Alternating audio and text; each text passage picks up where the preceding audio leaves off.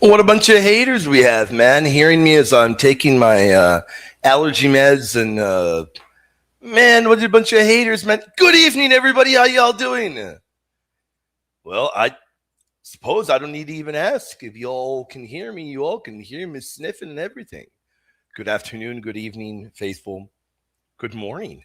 It's morning time, almost morning time for me. Meaning for a lot of y'all, it may be morning time unless you're in Australia land. What is it, afternoon for you all? The streak continues, man. Shout out to the homie Nestorius, man. Now that does make me smile. And the streak does continue. We're going to do an AMA tonight, a late night theology fest. If you don't agree with William, you want to come debate, love to have you back here. Or maybe you just want to ask questions. You can send your chat in, or you can come back here and we can dialogue. We'd be happy to dialogue with you. Don't crash. Ooh. Didn't crash. All righty. All right. Pin it. Got it pinned. We've got it pinned. All right, audience. Hope you all are having a great one. Hope you all are having a wonderful afternoon, evening, morning. How you doing, Bronca? Sir Minimi the Hater. Echo for Rome. Hope you all are having a phenomenal evening. And we are live. We're going to tackle any and all questions. We have people back here already. Good. And again, we'll do what I always say we're going to do. Depending on how many people we get, if we get a good audience, great. We'll go for 2 hours. And usually I always imagine we're not going to get a good audience, and then we end up getting people, a good amount of people that show up, and we end up going an hour and a half too. So the goal is to kind of stick to around the hour and a half, 2 hour mark, to try to not go over two.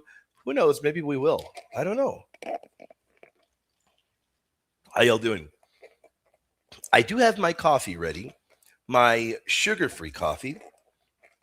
That I do have ready in anticipation that you all.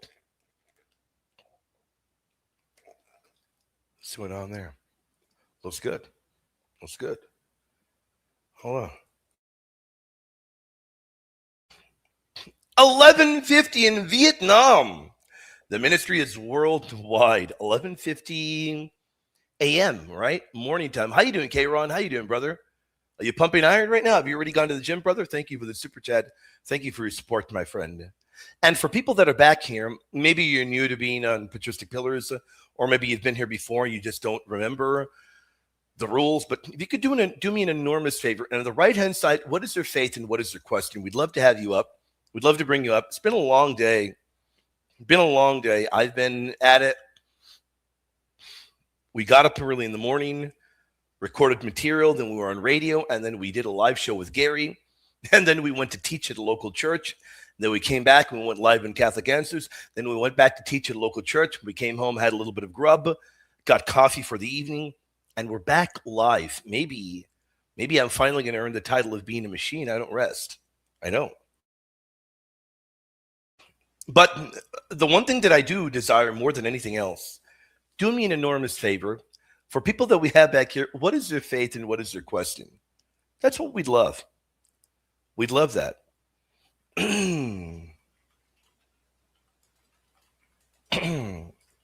Yeah. We'd love to hear from you all. We got a good crowd tonight. Nice. Champions League? Yeah. Oh, yeah. I love that, man. Boxing, there we go, man. There we go. Champions League game, yeah. We took out Real Madrid. Where's Abel? Abel still hiding, man? Where you at, Abel? Abel, where is Abel?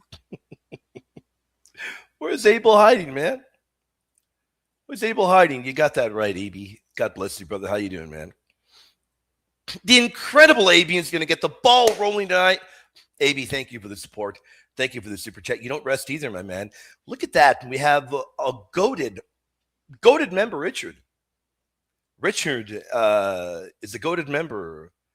been a member for a very long time. In fact, all of you all are goated, but Richard has the rare, incredibly rare, where is he? St. Nimitala, I think that's how you pronounce it. Incredibly rare icon. And AB has the rare Byzantine Aquinas. I'm looking to see, and Bronca has the incredible Augustine icon. I'm looking at the audience to see who has what. I love that. I love the member icons. And Kron has the goated Aquinas, the Latin Aquinas icon. I love them all, man. I mean, I handpicked them to be our icons. So I love them all. Up since 4 a.m. You're a machine then. You're a machine, AB. We're going to tackle that super chat and any others that come in. Great question. Which one do you have? Oh, I didn't know you'd been a member that long. You have the rare Byzantine Aquinas one. That's a rare one. I didn't know that. Yeah, Kate Ron, you're going to get a rare one when you hit that. I didn't know you'd been a member that long. Very cool. Very, very cool. All right, I know we have people back here, but let me tackle this question. Then we're going to go backstage and let me see. Who do we have back here? All right, brother, you want to come up? Would love to bring you up. I'll bring you up in a moment. Be patient. I'll bring you up in a moment. Don't worry. Definitely bring you up in a moment. All right. Can you refresh my mind in the Gelasian Decree regarding the canon? I do know that it's pseudonymous. Okay. You're referring to the Decretum Gelasianum, is what you're referring to, where it gives you a biblical canon list. So now it still has a deuterocanonical text, but whether or not it was put together by Pope Gelasius himself is doubtful. That is doubtful. Likely not from him. It comes later, probably in the 500s. Now, to be clear, modern day scholarship, I think, has pretty much uncovered that it really doesn't come from Pope Gelasius, but still has a canon, and that canon still has a deuterocanon. So either which way, we could point to it as having the deuterocanonical books. So I think the only reason why we point out that it doesn't come from Pope Gelasius is because there are certain other things that are said in that work that don't match up with what we know is from the real Pope Gelasius. So even if it's pseudonymous, to be very clear, even if it's pseudonymous, it's important. It's early evidence for the canon. So yeah, can we still use it for the canon? Now, I know AB is a canonical legend, so I know AB is asking because he wants to know if we can use it, in particular for the canon. We can, yes, without a doubt. Now, the one thing we want to be careful on, Brother AB, we want to be careful in whether or not when we say that Pope Gelasius is the one that issued that decree, that would be a little bit inaccurate because we don't know if it really came from Pope Gelasius. A better thing that we can say is it's an early, reliable testimony to the canon, which you can find repeated at the North African Code and repeated by Pope St. Innocent, and then later Agathon, and then later Florence and Trent. So it's still quite valuable. It is still quite valuable, even though, it is largely regarded as being pseudonymous. Probably 6th century. Very unlikely to be an actual, authentic decretal of Pope Gelasius I. That's probably what we can pretty much say is doubtful. Yeah, I figured that's why you were asking. Yeah, I mean, it's still valuable. I would argue it's still valuable. We can still utilize it. It's still helpful. Audience, I want to remind you all, if you all have anything on your mind, you want to send a chat in, do so. If you want to come back here and dialogue with William, meaning if you don't agree with my theology, you want to challenge William, would love to have that as well. I want to read something that the amazing brother, St. Francis Babytoe, wrote. Now, he might be in bed already. He might be in bed already. But we want to read something he wrote. The guy's phenomenal, man. The guy's incredible. Where is it? Let me find it. It's about suffering. And for people that may be undergoing suffering, I want to read it on the air. He is probably not tuning in. I don't know if Elaine is or anyone else, but it's okay. When they watch the replay, they can see. He wrote it. It's called To Suffer Well.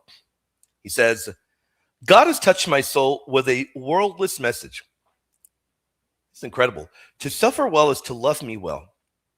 In the storm, to give me your heart. In the dry desert, give him your heart. In the dry desert, offer him everything. In the valley, remember his love. Man must endure much in life, but to endure it without Jesus is to choose death. Every trial given is meant to point us back to his love. That's incredible. Recall his wounds. Remember the scourging for you. Recall the mockery. Hear what they say about him. Recall the bloody sweat. He wanted to suffer for you.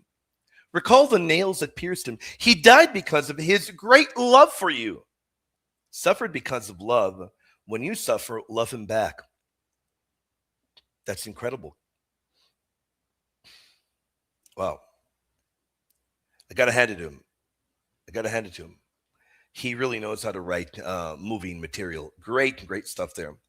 Great stuff, brother. When you watch the replay, shout out to you. Very, very touching.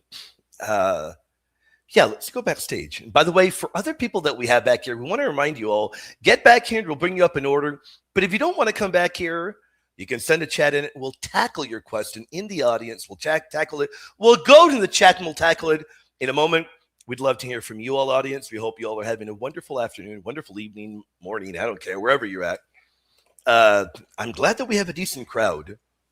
I'm thrilled and pumped that we have a good crowd, man. I'll be honest with you all. I didn't think we'd have, I don't know, hardly anybody tuning in at 12 a.m. A minute from 12 a.m. But we got a few people. And Ari kicked it off by reminding everybody that she wants to give a shout out to the homie Nestorius. I wonder how long she's going to keep that up for. It might be a record. That might be a goal for her to have like a record to be shouting out the Nestorius. All right, let's go backstage. Joe, how you doing, my friend? You able to hear me? Hey, what's up, man? Yeah, are you able to hear me? I can hear you great, my friend. What do you have in your mind? Awesome. Yeah, no, man, just wanted to catch up from last time, kind of dived more into a little bit of Mark. And, Okay. I just thought it was just very powerful where, Jesus was talking about how, let me just kind of point it up real quick because I do have my Bible open. Sure. Yeah, where it says right here in 2:6, starting, where it says, now some of the scribes were sitting there, questioning in their hearts, why does this man speak like that? He is blaspheming. Who can forgive sins but God alone? And I just thought it was just cool, like how it even says immediately, like Jesus knew what they were already thinking. Oh, yeah. And he corrects them on that, and I just thought it was just powerful to like share and just kind of, yeah, it recap. shows that he knows all things. It shows you right there that he knows all things. Pretty powerful, right? Yeah, no, for sure. And then while I was at work the other day, I caught up on a documentary on YouTube about Polycarp. Now, that was a very powerful, inspiring story, man. I mean, it's just crazy when he moved over into like a rural type of area and the soldiers went and got him. And, he requested that prayer time for an hour and then it increases to a secondary hour. And it seems like within those 2 hours, those soldiers were even moved to not even want to take him for persecution, even though, eventually they did. Sure. But it's just, I don't know, man. It was just a powerful story for sure, which I never knew who he was. And I didn't know that he was mentored by the Apostle John. I mean, that would just be crazy to think about, especially since, he was born in 69 AD. He died in 155. And it's just like the powerful thing that I took from that documentary was in the beginning where it states, like, I wonder how Polycarp felt to get mentored by somebody who actually witnessed Christ. That was crazy. Yeah. Now, I don't remember the last time we spoke, but are you Catholic or I don't remember? No, so I'm still seeking out Christ. I used to be a revert from Islam, but it's been about, I would say it's been about a couple solid months now where I haven't touched the Quran and I've just been slowly diving into the scriptures. So, praise the Lord. Praise the Lord. So, okay, are you leaning towards anything in particular, or are you just reading the Bible right now? I know when you and I talked last time, I had mentioned that I was curious about Eastern Orthodox, but when you and I had our conversation, you were telling me to, dive more into the Catholicism perspective because it is more apostolic and traditional. Sure. So how did that work out? So I started off with Polycarp. That's what kind of triggered, and inspired the conversation. So, I mean, that's kind of where I'm at right now. I mean, I don't know exactly where I'm going to dive next. aside from the Bible, but that's kind of where we're at. Fantastic. Great. I love that, man. And hey, if you want to reach out to me and you want to dialogue more about Catholicism, I'd love to. I'd love to talk to you more about it. And in fact, if right now you want to ask me something, we can do so. I mean, there's one other person back here, but they're not even devices connected. So yeah, it's late at night. If you want to, you can do it. Or if that is all you wanted to talk about, there's no worry. We can talk another time. I guess where do you think I should go from here? Obviously, I still need to finish reading Mark. I just kind of dived into one of the saints, and I mean that's kind of where I'm stuck at. I don't know where you would direct me next. Are you barely reading the Bible? Barely reading, yeah. What kind of a Bible are you reading, if you don't mind me asking? So I have the ESV. Okay, good Bible. It's a good Bible, really good Bible. Do you have the ESV with Apocrypha? This is going to sound really stupid. What does that mean? That means that it contains the deuterocanonical books, those extra books that Protestants later removed. That's okay if you don't have that. Okay, yeah, no, I don't have that version, no. All right. Go to the Gospels and then read the rest of the New Testament. That's what I would recommend that you do. Yeah, I would. I mean, the ESV is really good. I'd also recommend a good study Bible. The Ignatius Study Bible is a really good one. St. Okay. Ignatius one from the St. Paul Center is a very good one. I'd highly recommend that one as well. Just have a good study Bible and have a good, a good prayer life, and keep diving in more and more. And once you've gone through the Bible, I mean, look into early church history. My number one advice would be not to overwhelm yourself. Take it easy. Don't overwhelm yourself. Read little by little. Go to the Gospels, really digest them, really learn them. And yeah, I mean, that's the best advice that I can give you. Really, really just learn them. And then after that, dive into early church history. I mean, it definitely, you're going to arrive at a point where you see that both Eastern Orthodoxy and Catholicism make a very strong claim, and even Oriental Orthodoxy, although I would argue that the very clear winner would be Catholicism. But I mean, I think you're a long ways from there, and I wouldn't want you to overwhelm yourself. But I think you're a long ways from getting to looking into the early fathers and comparing particular differences. Right. Okay. Well, I appreciate you letting me on, man, and I will keep you posted, and I'll catch you on your next live. You got it, brother. Talk to you soon, my friend. Hey, take care, man. Bye. God bless you, brother. Great talking to the brother Joe. I vaguely remember our previous dialogue, and what is my cat doing, man? What is my cat doing? All right, faithful, if y'all have anything on your mind, we'd love to hear it, or come back here. We'd love to dialogue with you all, meaning that since we don't have a whole lot of people talking, any questions sent in, or anybody coming back here, we're going to take our time dialoguing with you and take our time answering questions, going very in depth. I want to remind you that tomorrow morning we're going to be live on the radio, Virgin Most Powerful Radio. We'll be talking about capital sins. That'll be fun. But now we're going to look at them in the early church fathers and the medieval fathers. When did they get the numbering they have? Where do we find them in the early church fathers? Are they in any early church councils? And then the beginning next week, we're going to be having on a guest at least 3-4 times out of the week in the morning. We've got a lot of phenomenal guests, bishops and priests. We're going to begin, since we're doing the morning show every weekday now, Monday through Friday, we'll be having on guests. We'll still do our evening show. Don't worry.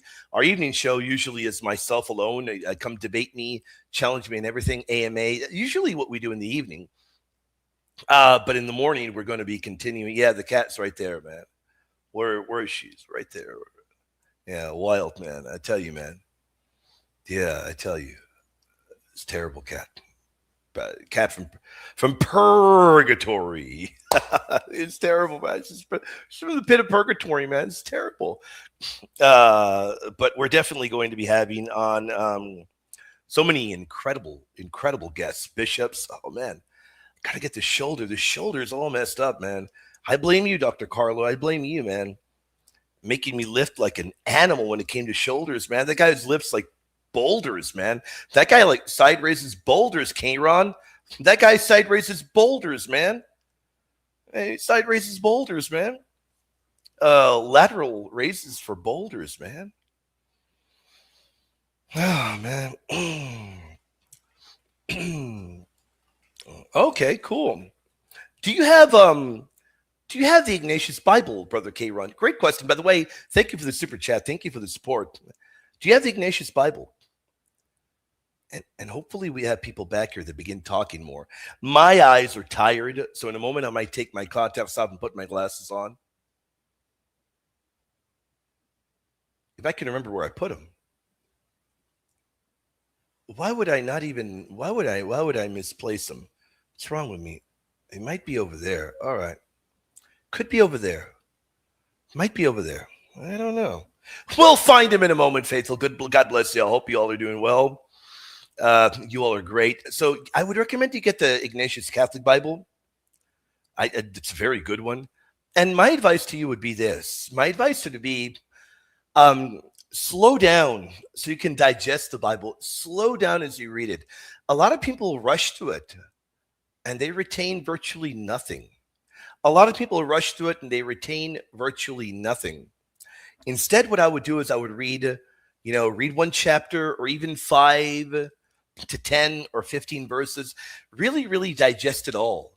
And, reread it multiple times and stop and ask yourself, what is God revealing here? That's why I recommend you get a good Catholic Bible like the Ignatius Study Bible, because you can stop and then look at the footnotes and say, okay, what is the Lord revealing to me here?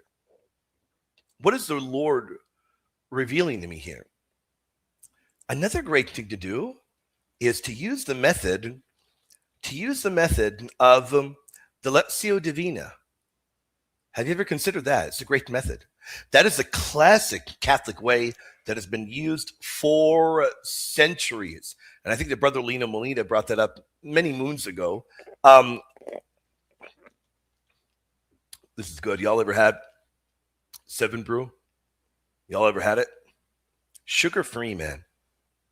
Sugar-free, good stuff. Really good. Really good stuff. So the method is, the Lectio means to read slowly. To meditate. Okay. What is standing out for me? Lectio is to read slowly. Meditate. Okay, what is standing out? What sticks out to me from the text as I meditate? What really does stick out to me from the text? And then to pray, talk to the Lord about it. And then to contemplate, to sit and think, okay, I want to digest it now. And that will transform your encounter with God. It really will transform that encounter with the Lord. Very, very important. Yeah. And the reason I want you to get a good study Bible is because that means you're going to begin reading the Bible with the church. And with a good Catholic study Bible, it ensures that you do read it with the church. Remember, the Bible was given to the church. It wasn't given to individuals to interpret any way that they want. The Bible condemns private interpretation. Remember that. So, think of that. Have that in mind. Have that in mind. Get a good Bible. Highly recommend that.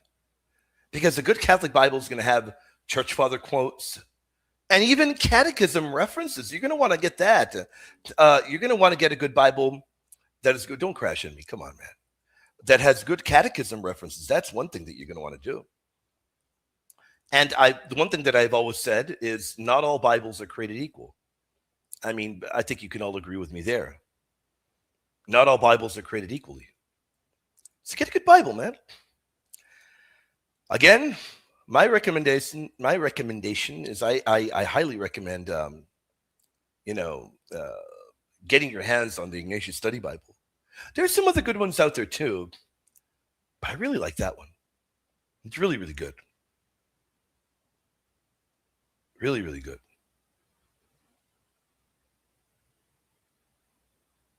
What do we have? Faithful, did you all tune in earlier when I was on Catholic Answers Live talking about Mother Mary? Still cannot believe when I connected, the lines were totally full. Completely full. That was great. I mean, the questions that we got about Mother Mary were phenomenal, man. They were incredible. The goated Lena Molina. Lena Molina, how you doing? Maria del Carmen Romana, how are you doing? I haven't seen you in a while. What on earth is that? What are you doing, cat? What are you doing? Man, she's from the pit of purgatory, man. The incredible Lena Molina. How's a new book coming out? Different from the book Father Kappas did on the Immaculate Conception years ago. What a great question. What a great one. So number one, the book that we have coming out at the end of the month is not on the Immaculate Conception. It's on the Perpetual Virginity of Mary. But we do have our Immaculate Conception book coming out. That one is coming out. That one will come out at the end of the year. How is it different? Move away, cat. Move out of the way. Let me try and get this book. I'll show you. Give me a moment. I'll show you. Goated Lena Molina. All right, let me see if I can. Man, I've got literally down here an enormous stack.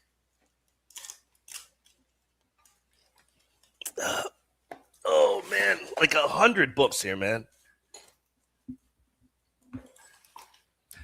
Woo! Talk about like lifting an enormous weight. Whew. Ton of books right here. Okay, here it is. The one you're talking about, goated Lena Molina. Thank you for your support, brother. Thank you for the super chat. Your support allows us to do what we're doing, brother. Thank you, my friend. The book that you're referring to, my friend, is this book right here. That book right there. Now, our book is very different because this book doesn't deal with a lot of the biblical evidence. And our book, by the way, this book will deal with very little early fathers, primarily dealing with Eastern fathers. Not with a whole lot of Latin or Syriac fathers. Our book is heavy on the Bible, on the Immaculate Conception, heavy on the Bible. And since this was written, since we teamed up, we have found much more evidence, much more text that Father has translated from the Greek into the English, from the Latin into the English. So our book in the Immaculate Conception is going to be much more in depth. This will be, hate to break it, it'll be out of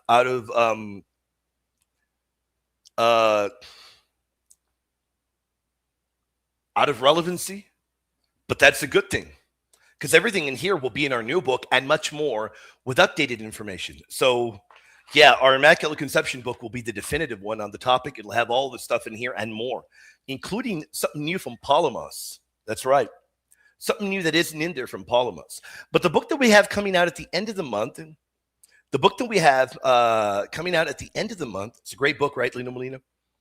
The book we have coming out at the end of the month is on the Perpetual Virginity of Mary. That is the book that we have coming out at the end of the month. Very happy for that to come out. Finally, man. Finally, we've waited. We have put, I want to say our Perpetual Virginity book, we've put maybe 2.5, 3 years into it. A lot of love into that book. A lot of love. I really hope and believe it'll be the definitive edition on the Perpetual Virginity by the time we're done. And when our book in the Immaculate Conception was out, we'll only need one more. And we will have produced a book in all of the Marian dogmas. That of the bodily assumption will probably include Theotokos in that particular book. So we'll have covered all of the Marian dogmas. We aim to do that within 2-3 years. We'll have produced them all. That'll be a lot of fun. Shout out to Kron, who says, thank you, William. My folks are visiting from Ireland next month. I'll get them to bring the study Bible. I'll order to Ireland before they come. Good idea, man. I recommend it. Kron, I do. Yeah, I recommend it. I think you'll love it. By the way, for people we have back here, do me an enormous favor, faithful. People aren't talking back here. I don't get it. Are people asleep? It is 12 a.m., meaning it's 1 a.m. Ari showed up for 1 minute and then vanished. Went to bed. I get it. It's late. It is late. I totally get it. But we're here, faithful. He'll change your life, Kayron. For people we have back here on the right-hand side, what is their faith? What is their question?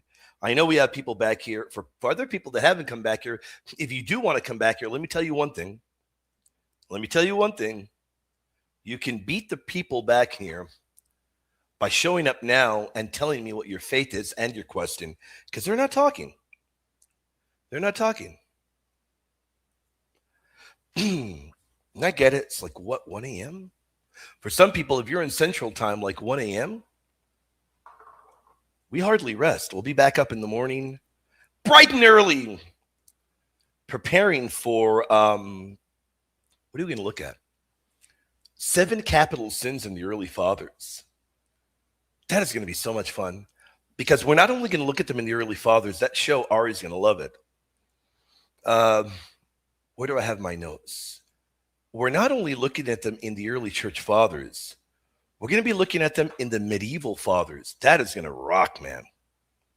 In the medieval fathers, too. So we're going to go very, very in-depth there. Y'all are going to love it. We're going to go incredibly in-depth there. And look at it like never, ever before.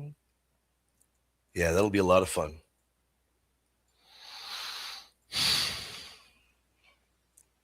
Very excited for that. And I think you all are going to love. By the way, I need to, man, this is going to be tough. I hate doing this. I hate doing it. But it is not private knowledge. It is it's public knowledge. Yeah. It's not private knowledge. It's public knowledge. We want to pray for the repose of the soul of the wife of Father Deacon Dragani. Yeah. She passed away. If any of you all know, Father Deacon Dragani is a titan. He is one of the best scholars of Eastern Christianity in general. Of Eastern Christianity, of Eastern Catholicism. He is an Eastern Catholic deacon. And he is a doctor of theology. He is one of our very best. He is one of the very best in the world. Yeah. He's one of the very best in the world.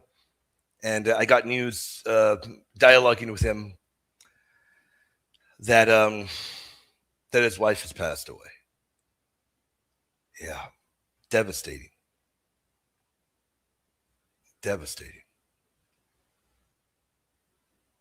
Very young as well. Very young. And here's the one thing you're going to have to get used to in this field, because he is involved in apologetics. Here's the one thing you're going to have to get used to in this field is spiritual warfare is real. May the Lord have mercy. That was tough to find out, though. Very tough. He's a good man, a really good man. A really, really good man. Disappointing. We pray for the repose of her soul, faithful. We pray for the repose. Oh, man, my shoulder. So good, man. So good, man. Now I'm vivified. Now I'm alive and awake, man. When in reality, I'm always awake, faithful. I don't, William doesn't need much rest. I'll get me Diet Coke. Get me a Diet Coke or a Diet Pepsi, a coffee, and I'm ready to go. And gym. Get me to the gym and I'll be ready to go. I'm a machine, man. But even machines need to be oiled up. So we'll probably go an hour more. And we'll get to bed at around 1:30 in the morning, because we do have to be up in the morning to do our morning show. Are y'all going to tune into that? I hope you all do tune in. We hope you tune in and you enjoy it, not annoy it, man. Now I know in the morning Ari's going to say, hey, I'm here to annoy it. I know it, man. I wish. Ari's there. I didn't even realize Ari was there. I barely look in the chat now. I wish, Ari. I wish. No, there's no buffet here. I wish we could hit up the buffet, but no. Maybe later on. Dieting until June at least. Then once we have our conference in June, I'll go to the buffet and I'll eat like a little piggy there in June. In fact, in June, by the grace of the Lord, I'll be seeing Ari in person. and we'll sit down and we'll have food, and I'm going to take all her food away. And take it all away. Mm-hmm. Take it all away. Eat it all. And take it all away and eat it all. Yep. There we go, man. Do you have the picture? Do you have the picture that shows 20 faces on it? It's like where's Waldo? You're looking who you can find in it, like 20 faces on it. You got that photo? How you doing, brother? Hope you're doing well. I am thrilled and pumped for that conference, man. I am thrilled and pumped. We got you. We got Eric. We got the goated Eric. The goated Carlo. The goated Gary. And more people. That is going to be. Stop it, man. Gary's head was made enormous in the photo, man. It truly was made enormous, man. I gotta say. Poor Gary, man. They made his head enormous in that photo. He put you in the back? I don't know what is worse. Ari, what is worse? The fact that if they put you like way in the back, or if they make your head like the size of Godzilla. I don't know what's worse. I don't know. It's all right, man. We're looking forward to the conference, man. It doesn't matter, man. We're going to have a good time, man. We're going to have a phenomenal time. As long as I get my shoulder better, have an even better time. As long as I can get my shoulder better, I'll have an even better time, man. Man, oh, man. And you know what? One thing, guys, I don't know if I'm going to pump iron with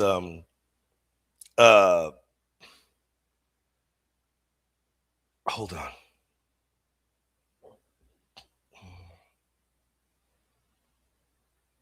I don't know if I'm going to pump iron with Carlo, man. The guy's going to try and dislocate my shoulder again. Guy will dislocate my shoulder again. The guy. Ooh. What a wonderful question. What a great one. I definitely will. Yeah, I definitely will. In fact, probably little episodes here and there. I am 1,000% game for that. I love talking about Christian mystics. I love it. Now, who is my favorite one? It's hard, man. I'm going to name 2 of them. Or maybe I'll name 3. By the way, thank you for asking that question. Thank you.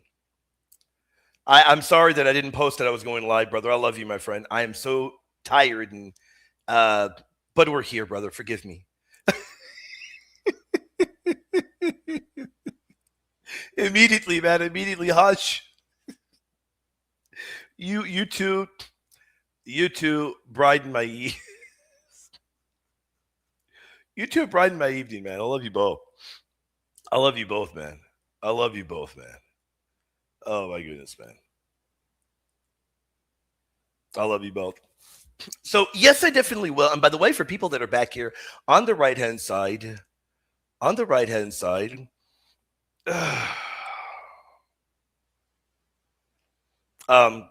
is their faith and what is their question? Let us know what your faith is and your question, and we'll bring you up. Otherwise, we can't bring you up. Let me name 2. Can I name 2? Let me name 2. St. Hildegard of Bingen is number 1. I love St. Hildegard. You want to know why? St. Hildegard is one of the greatest medieval figures who wrote incredible commentaries. Now, let me tell you one thing. St. Hildegard is writing in the 12th century, in the Middle Ages. And St. Hildegard, which, by the way, she was a Benedictine abbess. She was a masterful medieval scholar, masterful medieval theologian, one of the greatest. Boy, would she make any woman proud. Any woman would be made proud because she was a brain. If you read some of her commentaries, Brother Lena Molina, you'd be blown away. You'd be blown away. She was a mystic who received visions of the glory of God, wrote about it, but also did what very few women in her position did. She wrote sweeping theological works that were some of the best. In fact, I'm going to shock you. Some of her theological works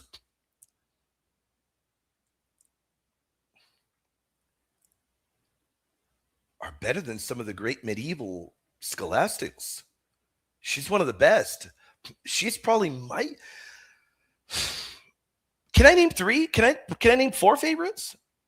Can I name four? Saint Hildegard, Saint Bernard, Saint Bernard of Clairvaux,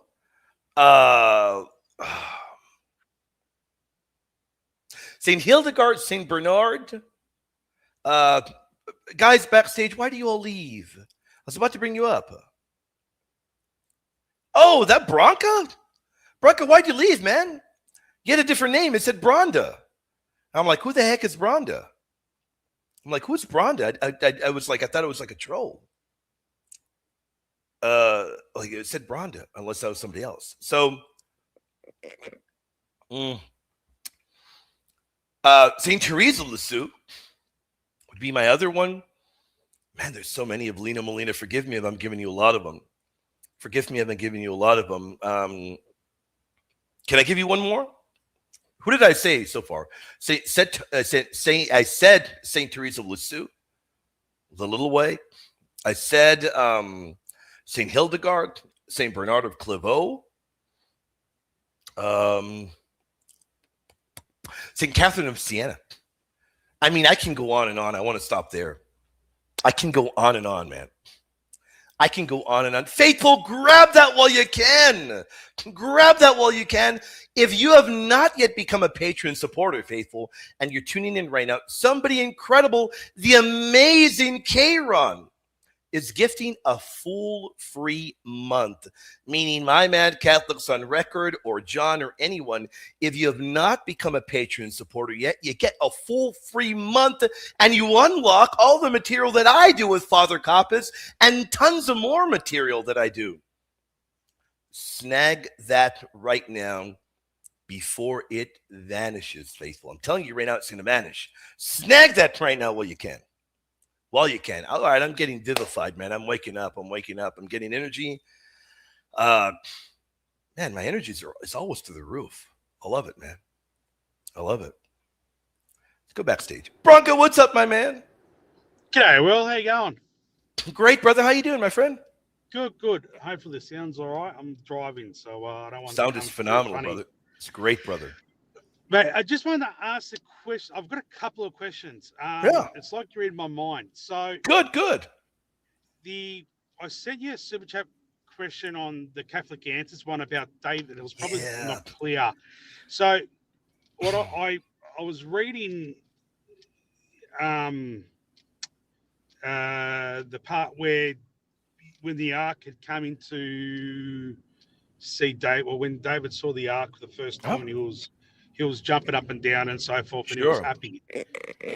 Is that kind of correlate to a little bit when Mary visited Mary visited Elizabeth? Without a doubt. The car's got too many buttons, man. It's, you're in the middle of the road and. No, it does, man. I know it's got a bunch of buttons, man. No, yeah, you are 1,000% correct there.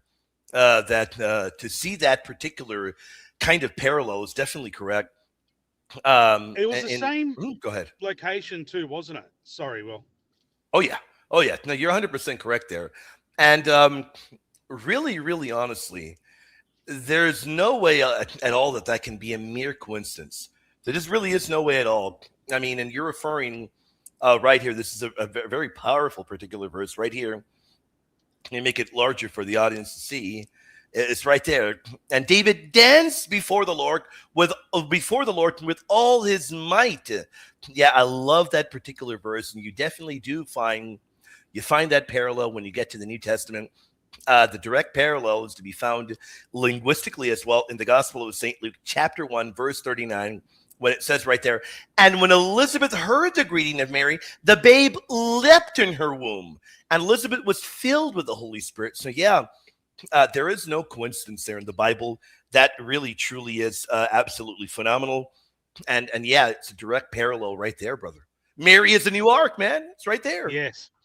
Now, next question is, I went to our local Catholic bookstore in the city. Cool.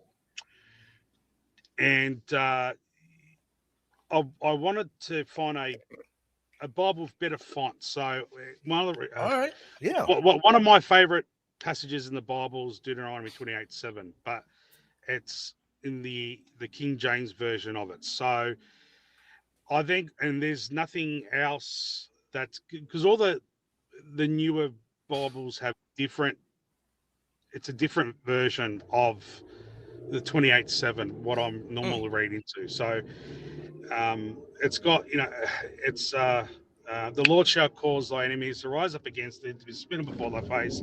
They shall come at thee one way and flee before thee 7 ways. And that passage is important to me. It's it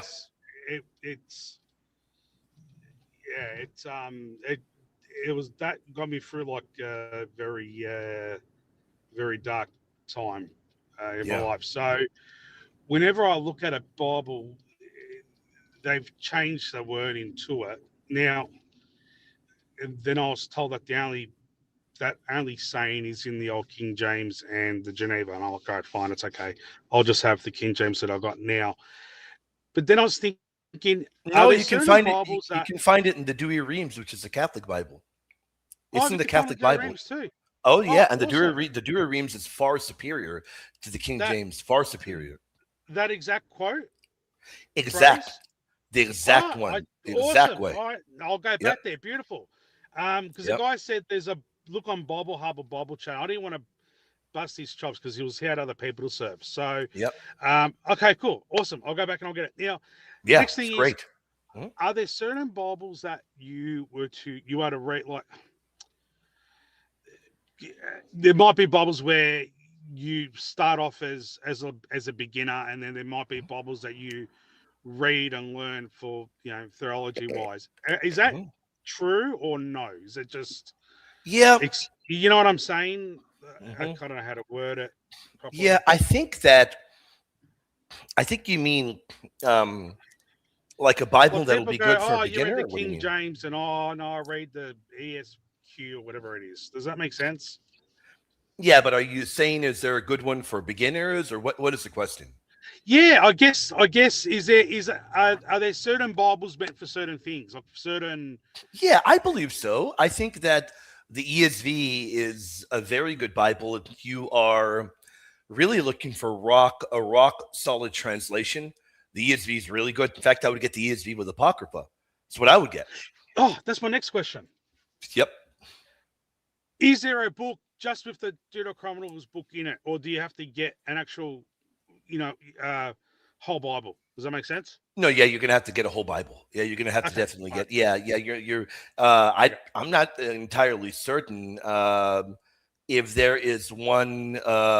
Just, I mean, there might be one. There might be one with just. I was thinking that. I was thinking that the other day. I was like, I wonder if there's a book with just like, Tobit and Wisdom and Maccabees 1 and 2 in it. There could be the one that just has those. I hadn't thought about that. There could be one that has those only.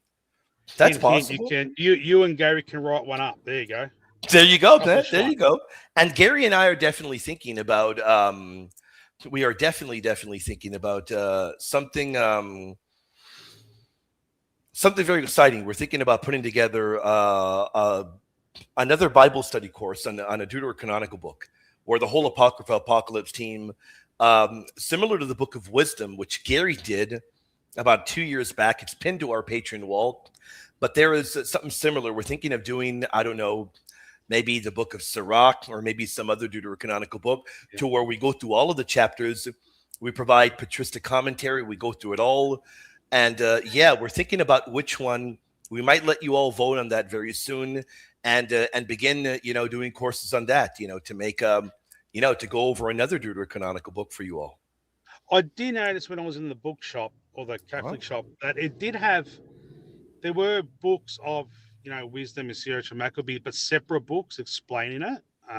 Okay. And that's what I found. Asked them about your book, and there was no one but Amber William there. They're like that guy's not an historian enough. Yeah, actually, now next question too. Nothing Yeah. I know. Quick last one. Australia play the USA in the World Cup in a month or two, mate. USA? Yeah. We've drawn in the same group. I will always root for the USA after Germany, but Germany's got my heart. I've been a Germany fan. My whole family are from Germany since I was little. Since I was the littlest of littlest. Yeah.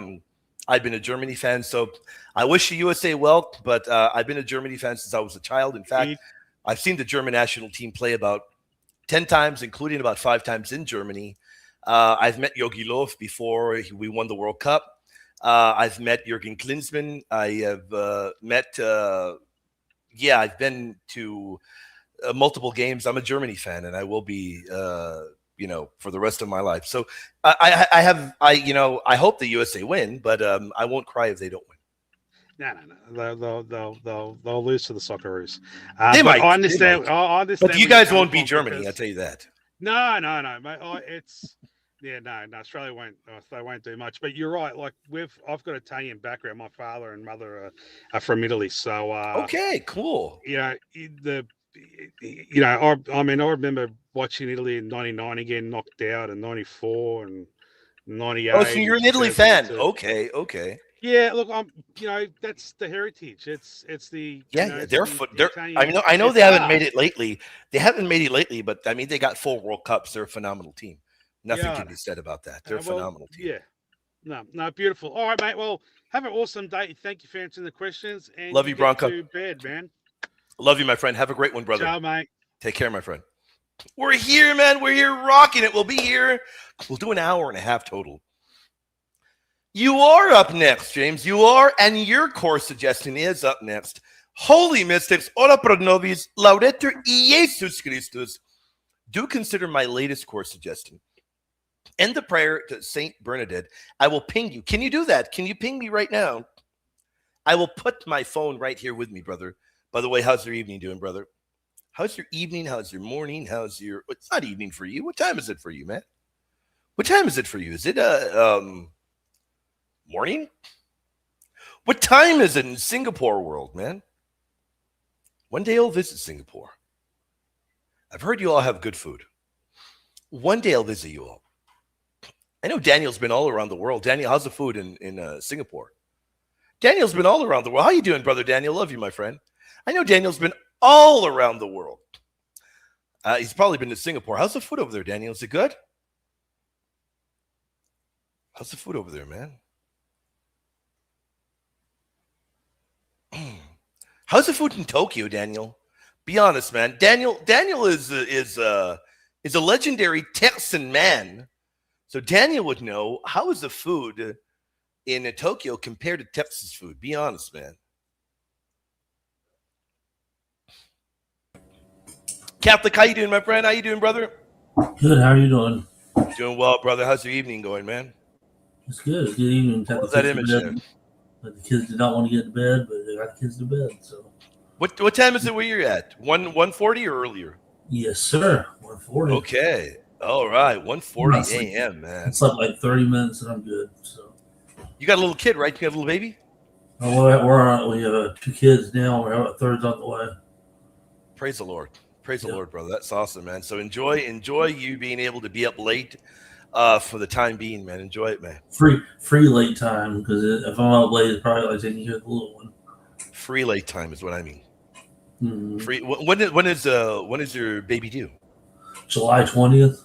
Ooh, a little bit after the conference. Yeah, I'm really hoping he doesn't come early. So, right. Yeah, I'll definitely be praying about that. It's awesome, brother. What do you have in your mind, my man? Great to have you here, brother. Yeah, thank you. You were talking about mystics. Yeah. I missed it. I had to get the whole setup ready. What did you say your favorite? Out of all the 4 you chose, what was your favorite? My favorite would be St. Hildegard of Bingen. Okay, that's right. Okay. Yeah, that'd be my favorite. Yeah, particularly probably because of what I do, theology work. It's hard. Saint Hildegard and Saint Bernard. Saint Teresa is great, and Saint Catherine are great.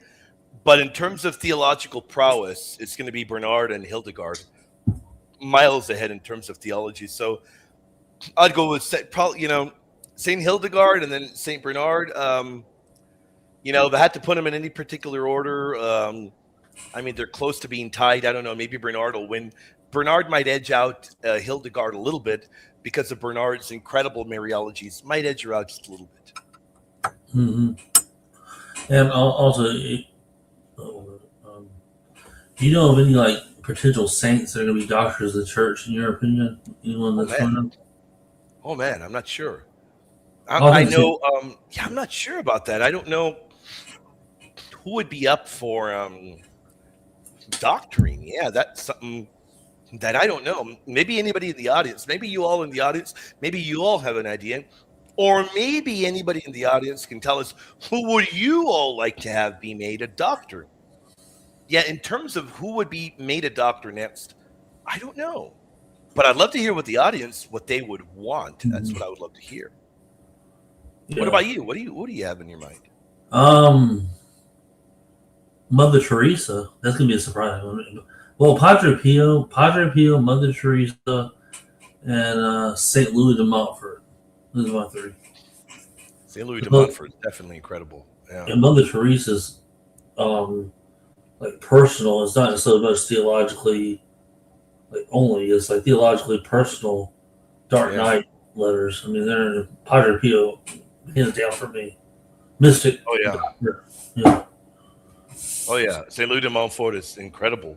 Mm-hmm. And he had great Mariology as well, great Marian mysticism, Marian spirituality. So, I mean, you can't go wrong either which way.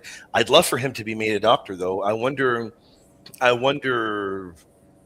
don't know. I wonder if there's any kind of way of finding out who Pope Leo would have in mind. That's something really cool. Yeah, well, I don't know.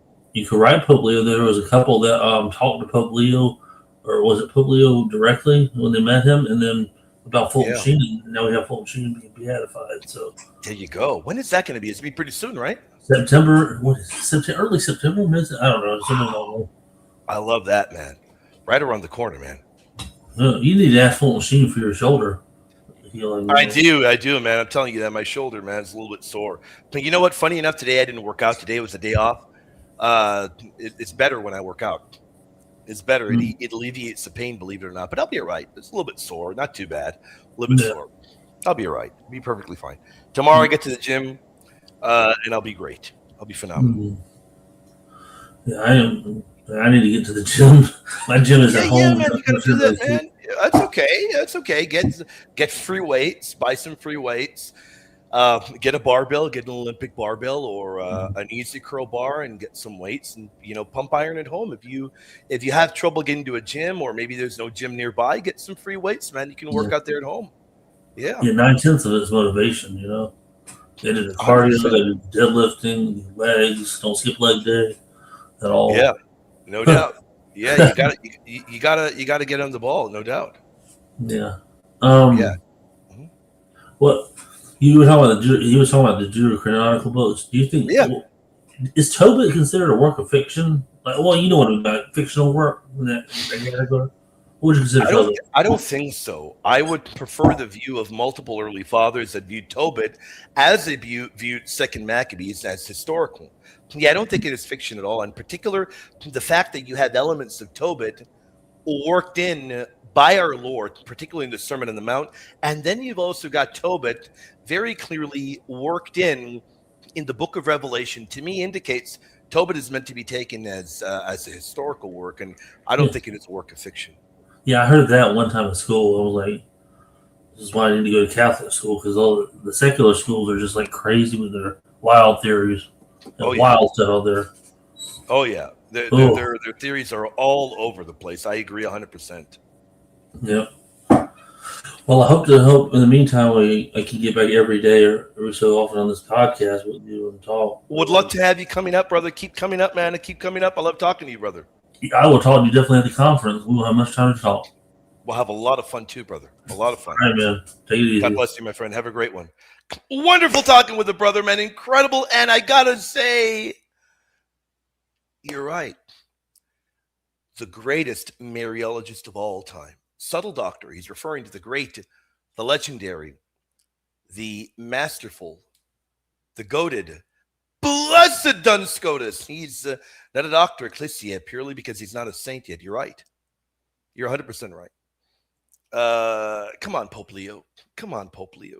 Please, Pope Leo. Come on, man. We need him to be made. We need him to be made to be sainted, and of course, we need him to be a doctor, a subtle doctor, the great blessed Duns Scotus. Come on, man. We need that. I'm with you there, man. I'm with you there, brother. We agree 100%. I cannot think of a greater Mariologist. I can't. And there's a lot of great Mariologists. A lot of really good ones. But, yeah, definitely hard to think of a better one.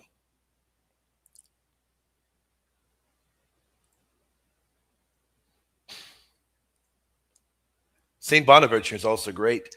That was one of the episodes we've done. Tomorrow we're returning to looking at the Ave Maria. That was one of the ones that we've done. That was a lot of fun. He's another great one. But in terms of the greatest Mariologist of all time, we're going to go with Scotus. And this was another one of the episodes we did. This was another one of the ones we did. You can find it on Patreon. This one right here. Medieval Masters, the greatest Mariologist on the Hail Full of Grace. That was such a fun episode. Ooh, do you? Do you? Oh, there you go, man. Why does Daniel have to be a hater? Daniel, by the way, are you going to show up to the Devil's Advocate stream? We're gathering it together, Gary and myself, but Daniel, we might bring David, man. We might bring Dr. David, man. Yeah, we might bring the thrice Dr. David. It'll probably be this weekend. Don't worry. I'll give you a heads up, brother, because I know you're busy. You'll get a heads up beforehand. Don't worry, brother. I know you're busy, my friend. I know you're busy. You're doing great work. We'll give you a heads up. Don't worry, man. We'll give you a heads up, brother. By the way, for people that we have back here, we're going to continue. True. Yep. For people that are back here, we're going to continue for about half an hour. Because believe it or not, William does need rest. We're going to continue for like half an hour. And we'll wrap it up at the 1 hour, 35-minute mark. So if you are back here and you want a dialogue, on the right-hand side, right there where it says private chat, what is your faith and what is your question? We'll bring you up. We're so happy to have a good crowd tonight. I didn't think we'd have a good crowd. But a lot of people wanted us to go live, and here we are. Ooh, let's get it done, man. We'll do a Devil's Advocate, man. I'll host it, man. I'll host it, my man. I'll host it, legend. I'll do it, man.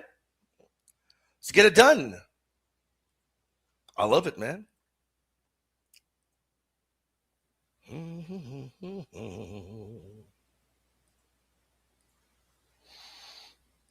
H, what's up, H? You able to hear me? A-H. Yeah, hello, William. How you doing, my friend? Are you able to hear me? Yeah, I'm hearing you good. Are you hearing me good? I can hear you just fine, brother. What do you have in your mind? Yeah, I just want to ask you a question concerning the Antichrist. Okay. Yeah. Are you Catholic? What? Are you Catholic? Yes, I'm Catholic. All right. All right. If it's fine with you about this topic or not. That's perfectly fine with me as long as we just don't get into politics. We're good. No, all right. So can I give you my perspective on this issue, and you tell me if I'm somewhat correct or not? On the Antichrist? Go for it. Yeah, because I do believe that it's not strictly biblical to say that the Antichrist will be of Jewish descent. All right, because we can see in the book of Revelation, for instance, that when they talk about the seven kingdoms, they are all referred to as being Antichrist, meaning they oppose what is godly and the true God, and they go and follow other gods like demonic angels. The Catholic Church doesn't teach that it would be of Judaic descent. So that is not Catholic teaching. All right. Well, is it possible to say that even the church fathers concerning this view might have been, let's say, incorrect? It depends what you mean in terms of the view. But the early church fathers, from the earliest of times, from what I've read, and I've read them up until Fulgensis of Ruspeak, don't focus so much on ethnicity. I don't know why people do that. I'll never understand why people focus on ethnicity. It is always beyond me why there's an obsession with ethnicity, but there is one, and people get completely swallowed up by it. But what it is very clearly that the church does not focus on ethnicity. They'll focus on the fact that it will be a very spiritually deceitful figure, a false messianic figure that will oppose Christ, will deceive many, and will preach a false salvation that many will fall for. That primarily is the teaching that we find early on. And I mean, the idea that it will be of a particular ethnicity, no, because even some opine that certain pagan leaders were the Antichrist. Some thought that Nero was the Antichrist. Early on in early church history, they thought he was the Antichrist, that he would even come back and portray himself as the Antichrist. So you have different views. The one view that is a consistent view is that the Antichrist will definitely oppose everything that Christ teaches, and definitely will oppose Jesus, and it will deceive many as well by offering up false salvation. Yeah. If you let me interject a little bit on this, when we say that he will deceive many, all right, what I personally believe, and I do see it going on right now around us. I might be wrong, but I'm just giving you my perspective about it. And he will oppose everything that is godly. If we look at the sequence of empires that were talked in the book of Revelation, the 7 empires and the 8 coming from the 7, and we start from the first one, which is the Egyptian, concerning the explanation of the church fathers, then the Assyrian, then the Babylonian, then the Medo-Persian, then the Greek, then the Roman, and the 7th. If we count them in chronological order, the 7th empire that the 8th will come from. I do believe that the 7th is the Mesopotamian, which came after the Roman in before the Ottoman Empire. If you can help me out, where the saints were thriving in Turkey, they call it the Mesopotamian, I do think, right? Okay, I don't know what you're getting at. Yeah, I do believe that the 8th, which came from the 7th, is the Ottoman Empire, that was following an Islamic view, an Islamic religion. And if you look at the Islamic religion, it opposes everything that is Christian, starting off by the sacrifice of Isaac. They change it to the sacrifice of Ishmael, the commandment of God. I believe Islam is a very dark religion. Yeah. Yeah. Condemn everything about it. Yes, there's no doubt about it. I don't know what you're getting at, though. What are you trying to get at? Because you're preaching. You're not asking a question. You're preaching, and you're going to put me to sleep, brother. What's your question? No, I'm just asking you if it might be correct to say that the kingdom is already here. The kingdom of Antichrist is already here. I don't think so.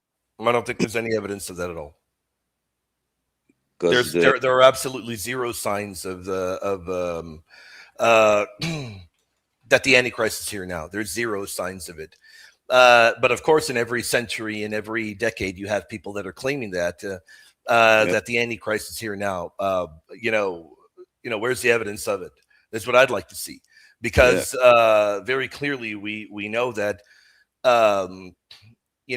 when that occurs, the church will pass through a major trial, and the Catechism even teaches that. Now, that kind of major trial, according to the early church fathers, would be an enormous religious deception. There is no enormous religious deception right now, definitely not in Rome. And the idea that the Antichrist is already here, well, I can't see any massive kind of apostasy anywhere.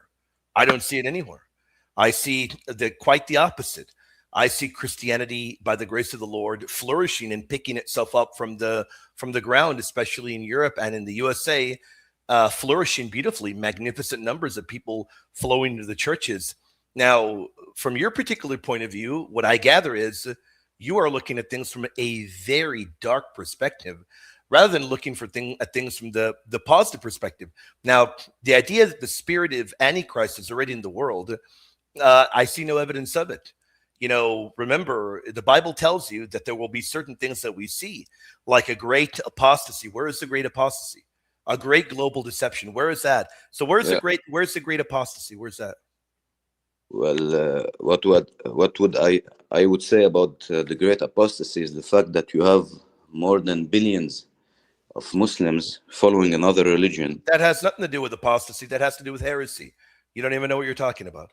All We're right. talking about apostasy. So what's the difference? Yeah. So remember, you know, brother. Come on, man. So you're talking about heresy, and they're wrong. Of course, they're wrong.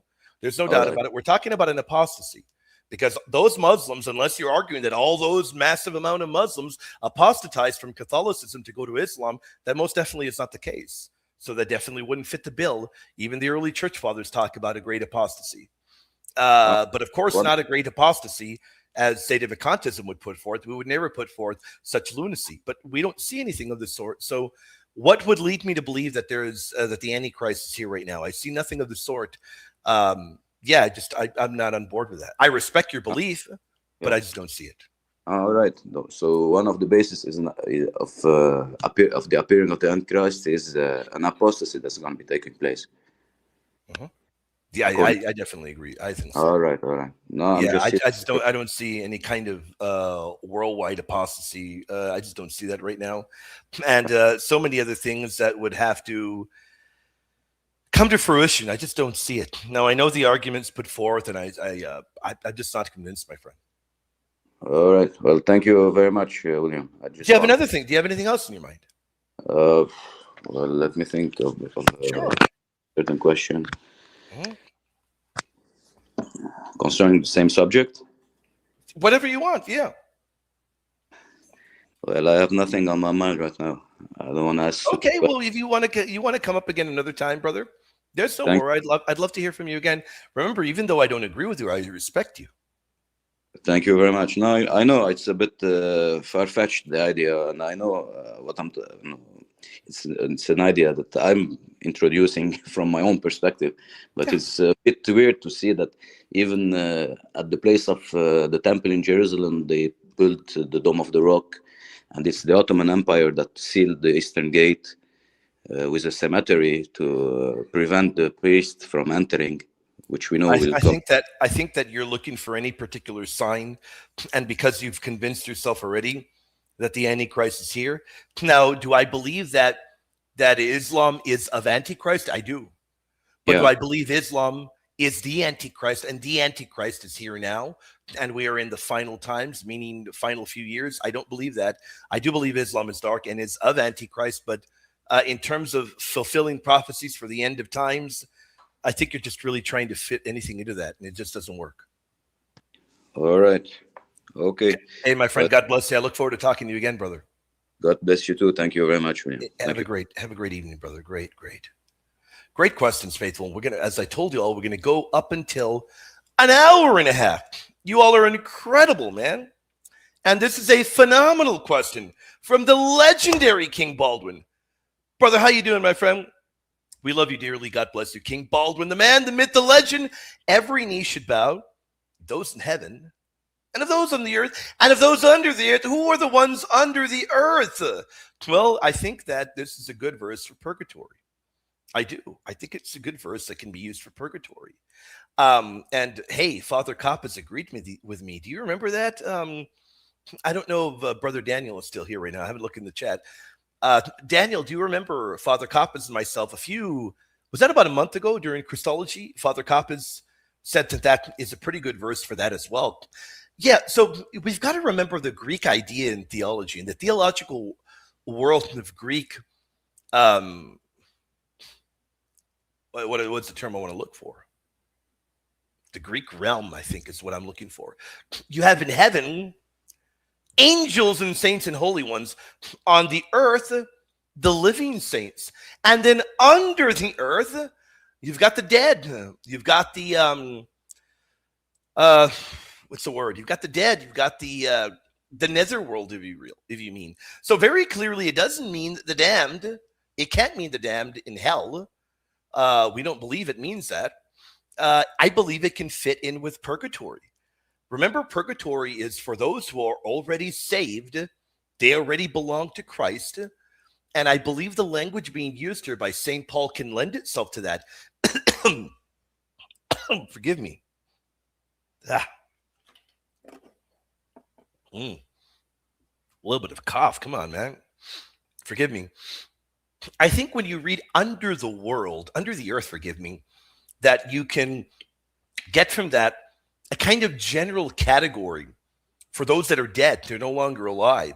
So I do think that would be a good argument, that you can look into the Greek kind of theological framework St. Paul is utilizing here. And I think that you can definitely extrapolate that. I do. And, I think that you can connect it. Let me show you another verse, because I've thought about this. That night when I talked to Father Coppitz, I thought about it. Hold on, let me show you.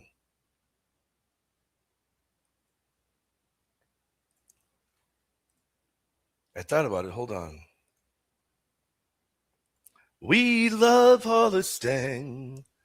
We love Hollistan. Mm-hmm. Mm-hmm. Mm-hmm.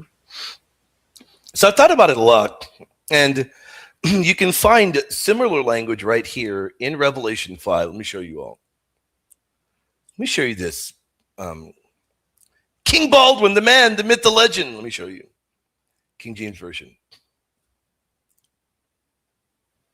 Here we go. And every creature which is in heaven and on the earth and under the earth, and as such as are in the sea, and all that are in them, I heard them saying, blessing and honor and glory and power be unto him that sit upon the throne. But look at that. Under the earth as well. Well, unless you want to argue that, unless you want to argue that there are still people in the limbus patrum, you got to be able to account for this. Because Revelation 5:13 is saying, under the earth are shown giving praise. They're under the earth giving praise. It's right there. It is right there. Under the earth giving praise. Think about that. It fits very perfectly with the realm of the dead. Not with hell. Not with hell. It doesn't fit in with hell. So King Baldwin, I think it's great, because if we can make the case that under the earth is the realm of the dead, which is what I think that clearly is trying to be portrayed here, then that eliminates the idea that it can be eternal hell. It cannot be eternal hell. Therefore, it can include purgatory. And those souls in purgatory, absolutely, they do bow to Jesus. There's no doubt about it. They've ended their life in the friendship of the Lord. So that is great. A really, really good point there. A fantastic one. That's a great question. Making me want to incorporate this into my purgatorial notes. You're really making me want to incorporate this into my purgatorial notes. So you're going to make me go and look at the early fathers in this. You're going to make me do that. I love that, man. I love that, man. I love you, King Baldwin. How you doing, my man? God bless you, brother. Hope you're doing great. Phenomenal in Aussie land. I think you're Aussie land, right? We're going to go to Maria del Carmen. And then after her, we're going to wrap it up. I love you, King Baldwin. I love you, heretic. Then after this, we're going to wrap it up. We're going to close the doors to the dojo. We're going to creak them closed. And then I'm going to crawl into bed like this. And then, boom, I'm up early in the morning, heading to the gym to pump iron, and been back on radio. And I love it. I love every minute of it, man. I love every minute of serving the Lord. William, don't you ever get tired? I don't get tired of serving Jesus. You ever get tired? I don't get tired of serving God. Love every second of it. This is what I've devoted my life to. Love Jesus. Maria del Carmen. How you doing, Maria del Carmen? You able to hear me? Yes, can you hear me? I can hear you great. How are you doing? Okay. Hi, William. I'm very glad to be in one of your. Yeah, I'm glad to have you here. What did you have on your mind? I know it's very late for you, so I brought you up right now. What do you have on your mind? Yes, thank you. Mm-hmm. Thank you for listening to me. Of course. Well, I get a concern because I leave a comment on the chat about my sister.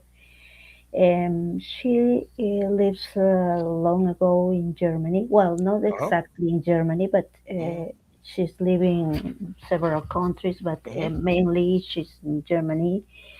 And well, you know, how is the situation, the Catholic situation over there? So it's a mess. It's a mess. I know. Mm-hmm. Yes, and so well, and also it's about that tax. You know, that tax they have to pay over there. So yeah, I'm aware. The family left the religion. I don't know how long. Okay, but I know it's for. If they are, she's living about 30 years there is, I think it's for, she's not Catholic for the last 20 or 25 years, okay? Yeah. But okay, so that point, I could expect she could become an atheist or something like that, but what I didn't expect is she told us lately that she became a Buddhist. She's living right now in China, but she was living in Japan and then in India, and now it's in China. And the family will go back to Germany in some months. Okay, and well, I was concerned about three things about her and her family. The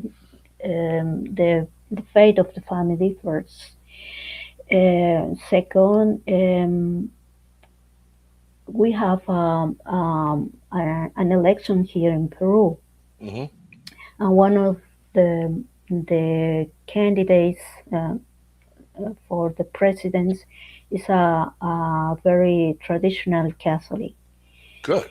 And well, I was glad about it, but he said something that I think most of the people don't understand outside us, the Catholic world, which is, he said first that he's single and he's about, I think he's more than 50 years old. And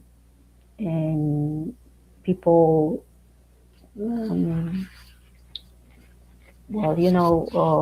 talk about it like something negative. Sure. And but I don't know if it was okay that he said something like he didn't need anything else but Virgin Mary, which is okay. It's understandable, but he said something like he's in love with Virgin Mary, and so that's why he doesn't need any other woman, any other woman. And it was my family here in Peru doesn't practice the Catholicism in a strong way. So they were kind of shocked, especially my sister-in-law, which is like in the middle, like no, not really convinced about the Catholicism. Even if my niece and I mean the daughter of my brother and her is going to Catholic a Catholic school. Mm-hmm. But well, that's my second concern. She was shocked about that what this candidate said, and also I don't know. I really don't read the newspaper or are watching TV. I don't do that really. And but I think that maybe the media talk about it in a negative way again, It could be. and they were scared about that that statement. And not only my sister-in-law told me something like, "That's why I will change my religion after that. That's why I will change my religion," she said. No, and I'm uh, well. I think that maybe because of the visit of my sister, she's thinking of or be Buddhist. But it's not the it's not the last thing. The last thing to me is that the one who is thinking like her is my niece. She's 12 years old. She's going to a Catholic school, and is there something like the candidate is also like a nut or something like that? So I don't know what to say, but I would like also you could give me a recommendation, some advice, but in Spanish because I do my best with the English, but I would like to fully understand all what you could say to me about this. Yeah. Yeah, definitely. I can tell you in Spanish. There's no worry. Uh, yeah. So first off, let me just double check. Let me ask first. Your niece, is she still Catholic? Yes, my family here in Peru is still Catholic, Yeah. but they are not practicing all the sacraments, and I know they are going to the mass mostly because at the school it's like they are saying like they are tracking the if my niece is going to the mass every week. And my sister-in-law was enjoying it really. He even told me that he really liked the mass. So that was a good thing to me. But the two things that um, playing in the negative way to me was the visit of my sister saying she's uh, she's very happy being Buddhist, Yeah. and also this of the candidate. Yeah. Well, I would recommend that they come back to the Catholic Church. If I were you, I would. Pues hay que decirles que sobre la Iglesia Católica, que pues es la iglesia más antigua. Y tenemos evidencia para la Iglesia Católica y realmente para otras religiones.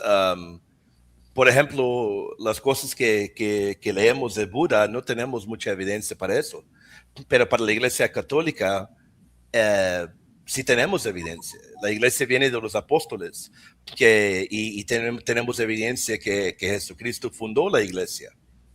Y podemos enseñar en la Biblia y también en la historia que los apóstoles lo continuaron. Y algo bien increíble es que la Iglesia Católica ha existido por 2000 años sin parar. Y tenemos evidencia de eso. Lo que tenemos de Buda no es bueno en documentos ni en evidencia. No es bueno para nada.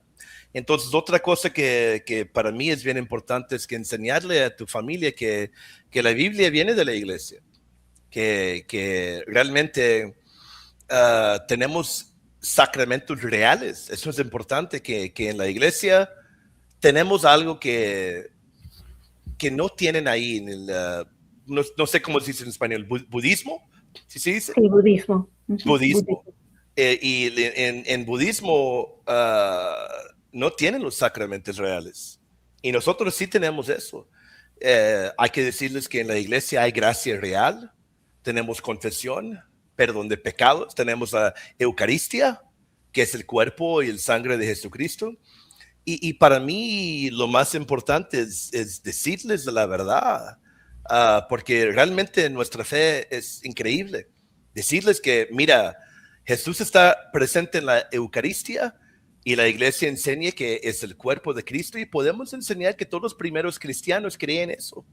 Entonces, para mí, o sea, es bien importante hablar con ellos sobre la fe. Y también tener respuestas cuando ellos te preguntan cosas. Por ejemplo, si ellos tienen preguntas, les puedes decir, mira, tengo un amigo se llama William, y ellos pueden venir y pueden hablar conmigo, María. O sea, para mí no hay ningún problema si quieren hablar conmigo, yo puedo hablar con ellos. Excelente. Gracias, William. Sí, claro que sí. Si algún día hablas con ellos y ellos dicen, pues mira, estamos bien convencidos del budismo y no creemos que la Iglesia Católica es la verdad, nomás diles, pues yo tengo un amigo que se llama William Alpert y él sabe sobre su religión, y yo sí sé sobre esa religión, he estudiado los documentos, los manuscritos, y yo he estudiado los creencias de Buda. Nomás diles, tengo un amigo que sí sabe, y él quiere hablar contigo sobre la Iglesia Católica, y yo hablo con ellos, yo puedo hablar con ellas, María, no hay ningún problema. Ok, muchas gracias. Claro Ahora que sí. sobre mi hermana, ¿no? Sí. Porque tú sabes cómo es la situación en Alemania, ¿no? Entonces, Sí, bueno, como digo, ella está viviendo ahí en Chile, pero no sé de hecho tengo otro hermano que vive allá. Y ¿En Alemania? En Alemania, sí. Y su esposa es evangélica. Y bueno, él no se ha casado. Bueno, mi hermano acá tampoco se ha casado por la iglesia, ¿no? He tratado de batallar lo más posible para convencerlo de que se case por la iglesia. Lamentablemente mi cuñada vive en la ha vivido en la selva amazónica. Entonces, lograr su documentación de la iglesia para traerla acá a Lima, que estamos en Lima, en la capital, es difícil, ¿no? Entonces, bueno, por ese motivo como que se ha retrasado, y ahora con esto, luego de haberla casi convencido para que recibieran el sacramento del matrimonio, no sé, ¿no? Bueno, yo he comenzado a hacer mucha oración, ¿no? Para ver si puedo convencerla, ¿no? Sí. Pero además de eso, el caso de mi hermano también es que no practica la religión, y cuando tengo un sobrino, su hijo, que son dos hijos que tiene, y tiene unos problemas muy, muy fuertes o sea, ya está por los 30 años quizás, sí, o se acerca a los 30 años, no, todavía no tiene, creo que tiene 26, pero no ha podido estudiar, está como en una depresión, ha pasado por distintos centros ahí en Alemania y no le han resuelto el problema, y es una persona que ya casi la van a inscribir como que no puede mantenerse por ella misma, como un handicap, ¿no? No sé, sí. Algo así. Entonces, y bueno, hay muchos problemas en su familia, en parte por eso. Y luego mi cuñada, que es evangélica, ha estado practicando el tarot. Entonces, yo creo muchos problemas ahí. Sí, yo creo que tienen una presencia ahí maligna, ¿no? Eso es lo que yo creo, en el lado de mi hermana. Hay que orar. Sí, claro que sí, hay que orar. Sí, para mí a lo mejor hay una presencia ahí, que a lo mejor abrieron varias puertas con lo que Así es. practican y eso sí, claro que sí, eso es bien posible. Entonces, yo no sé a dónde, o sea, yo en primer lugar, yo no sé hablar alemán, no sé cómo buscar información, no sé dónde mandarlo, ¿no? Mira, Algún déjame hablar con un sacerdote sobre eso. Yo conozco varios sacerdotes en Alemania. okay, Déjame preguntar y pues yo le puedo decir, si me quieres enviar un email o si quieres venir en mi show para hablar mañana, yo le puedo decir, hoy porque ya es mañana en Alemania, puedo mandar un mensaje a unos sacerdotes preguntando y mañana yo le tengo una respuesta. ya, ellos no quieren saber, o sea, ni mi familia en Perú, ni Sí, mis hermanos, ni nadie en Alemania quiere saber nada de la iglesia, ¿no? sí, yo entiendo. Entonces, yo en primer lugar quisiera algunos datos, ¿no? Sí, Entonces, unos datos y información. Déjame hablar con unos sacerdotes y para mañana yo le tengo información. ok, excelente. Ahora, eso de mi hermano y de mi hermana, bueno, va a regresar yo entiendo que a Berlín, porque ella vive en Berlín. Creo que hay más posibilidades de encontrar algo, pero sobre todo no sé cómo convencerlos con esa, creo que ese impuesto, ¿no?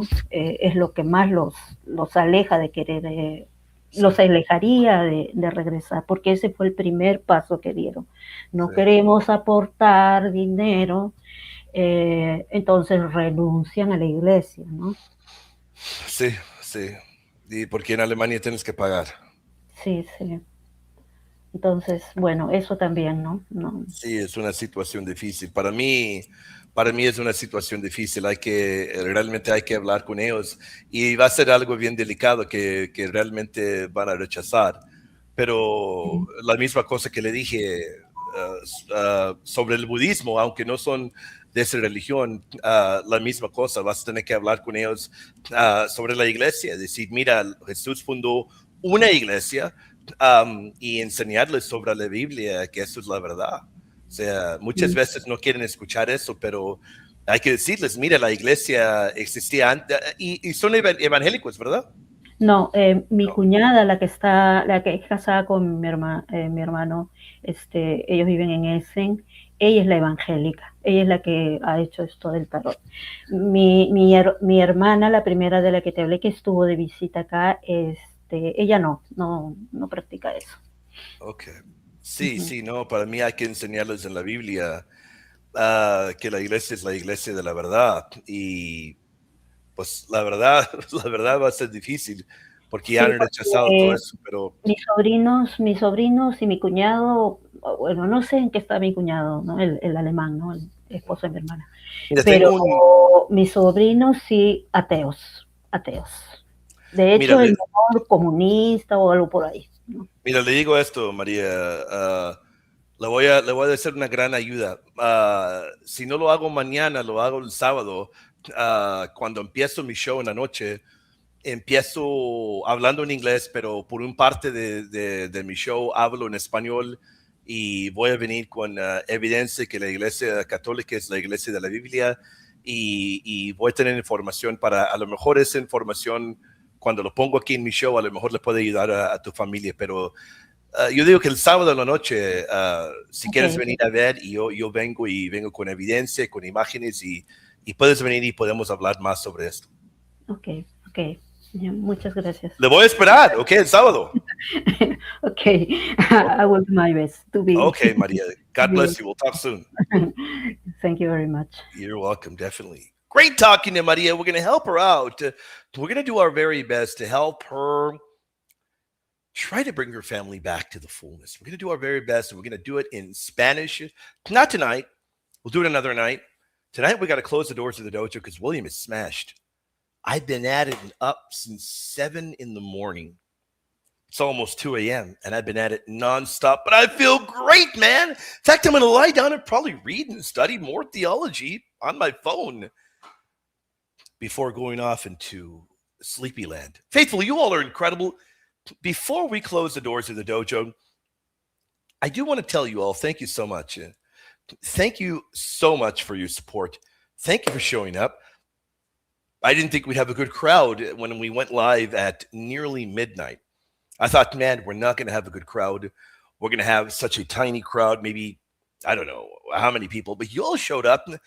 You all asked incredible questions, and you all are phenomenal. And I almost forgot. Brother James will clock me. He'll knock me out if I don't close it with a prayer he tagged me on. Here it is. I thought he had tagged me.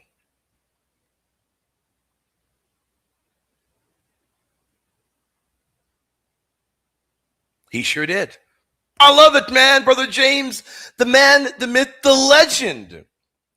We're going to close with a prayer to St. Bernadette, the Father, Son, and Holy Spirit. St. Bernadette, you were chosen by Almighty God as a channel of his graces and blessings. And through your humble obedience to the requests of our Blessed Mother Mary, you gain for us the miraculous waters of spiritual and physical healing. We pray for obedience to the will of our Heavenly Father, that through our praise and humility, we may bring consolation to the most sacred heart of Jesus and the Immaculate Heart of Mary, who have been so grievously wounded by our sins. Amen. In the name of the Father, the Son, and the Holy Spirit. Faithful, thank you for showing up. It truly does mean a lot to me. Thank you. It does mean a lot. I'm humbled that we had a good crowd all evening. I am not worthy of you being so amazing. I love you all, and I will be teaching you all and be faithful to the Lord till the Lord calls me home. But I don't want the Lord to call me home anytime soon. You want to know why? Because Bronca says, mate, you're global. We love you, and I love you too. But like Bronca says, Bayern are going to beat Real Madrid every year. And Abel, Abel, you got to deal with that. I know you're asleep right now in the morning. You'll probably watch the replay. And Abel, that's for you. Holostang, that's for you. B. Mitch, that's for you. Lord, keep me here many more years to see many more Bayern victories over Real Madrid. Keep me here many more years, Lord, to see many more Bayern victories over Real Madrid. We love you, faithful. We love you so much. You all are amazing. You all are incredible. Love you, Bronca. Thank you for the support. Maria del Carmen, you're going to love what I present on Saturday. I'm doing it just for you, just for your family. God bless you. I'll see you Saturday, faithful. I love you. No. See you tomorrow morning, man. Imagine Virgin Most Powerful Radio hearing me say that. Well, William's not going to show up in the morning. Of course I'm going to show up in the morning. Don't be a hater.